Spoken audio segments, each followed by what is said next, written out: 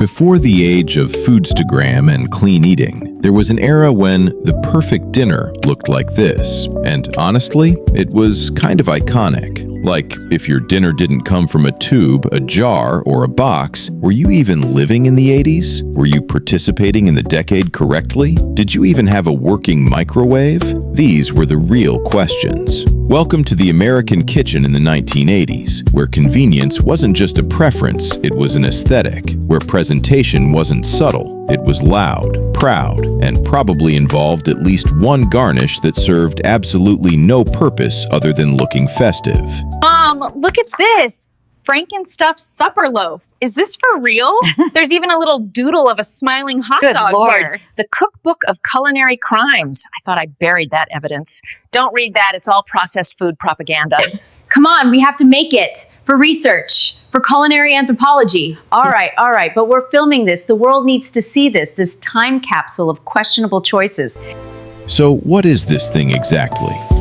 You start with a hot dog, the classic. Then you level it up with pre-made crescent roll dough, because, of course, the dough that comes in that magical pressurized tube that practically announces itself when it enters the room. And then the ultimate 80s flex, cheese, not a sprinkle. I'm talking about that bright electric orange cheese spread that looks like it could also double as industrial lubricant. The kind of cheese that doesn't whisper its presence, it shouts it from the rooftops.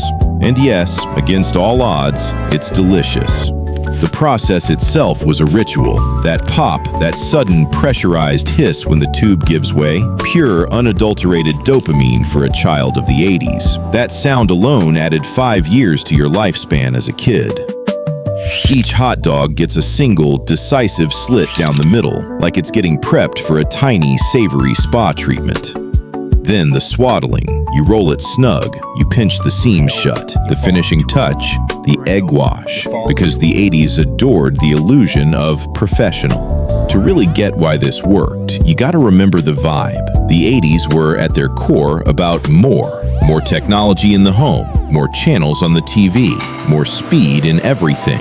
The cultural momentum was undeniable. People were juggling, schedules were packed, the hustle was real, and the kitchen needed to be a pit stop, not a destination. So the food industry sold solutions. They sold ease. They sold you back 15 minutes of your life. Their commercials were miniature masterpieces of aspiration. They showed women with perfect feathered hair smiling effortlessly in spotless kitchens.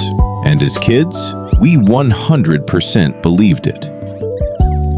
Did you really make this every Wednesday when we were kids? Your dad worked late, I was exhausted. This took 10 minutes to prep, 20 to bake. But the ingredients. We weren't eating, Emma. We were surviving. And to survive, sometimes you need Cheese Whiz. Then, into the oven they go.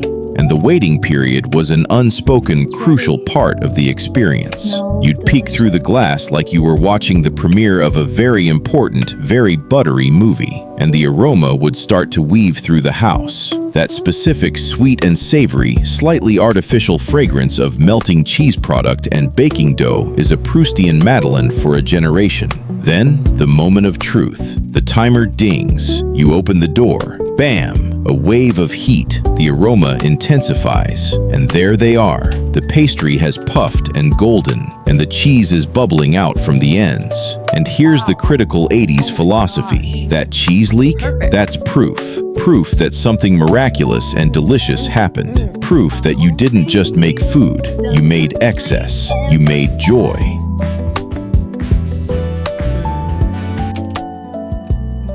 Perfect. Time to eat. Smells amazing, Maria. Looks delicious, doesn't it?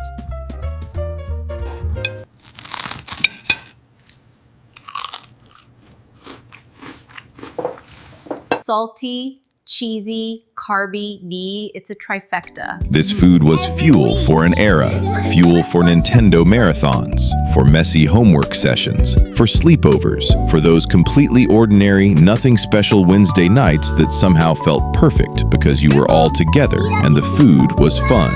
When you look back, you don't just remember the taste, you remember the feeling, the particular yellow glow of the oven light, The agonizing slowness of the oven timer, everyone hovering around the cooling tray like seagulls. You remember someone saying, "Careful, they're hot," and absolutely no one listening. Because waiting, after that buildup, waiting was not an option.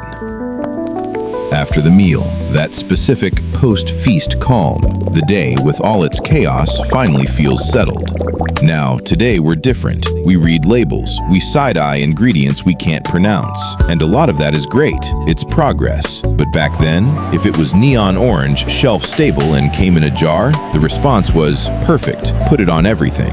Nobody was Googling, is sodium citrate bad for you? The primary concerns were, does it taste good? Is there enough for seconds? Can we eat this while watching Family Ties? Every generation cooks within the context of their own moment. And in the 80s, the context was busy, loud, colorful, and relentlessly optimistic. So sometimes, love didn't look like a from-scratch 4-hour Sunday sauce. Sometimes, love looked like this: a tube of dough, a jar of cheese, 25 minutes, and the quiet confidence that this would make the people you care about smile. It was efficient affection. Honestly, respect. It wasn't about the food. It was a time machine, a hug, an apology for being tired, but trying anyway. Thanks for making it again with me. Next time, I'm making you try my quinoa salad. And I'll still say it tastes like birdseed. So we laugh. Of course we do. We share the memes. The day-glow colors, the synthetic textures, the sheer gleeful excess. It's a shared cultural shorthand for the past. But the punchline has a secret heart, because your generation has its own version of this, right now. Maybe it's sheet pan dinners, maybe it's the perfect takeout order, maybe it's the air fryer worship. The tools change, the aesthetics evolve, but the core desire remains the same. You want something warm, something satisfying with minimal fuss, something that gathers the people you love into the same space at the same time. That was the real magic. It was never really about the hot dog, or the dough tube, or the orange cheese. It was about the moment it created, the shared, uncomplicated experience. It was a catalyst for togetherness, packaged in 3 easy steps. Because it still took effort. Someone still had to stop their day, drive to the store, remember to buy the things. Someone still chose to make something warm instead of handing out cold cereal. Someone still aimed for happy over perfect.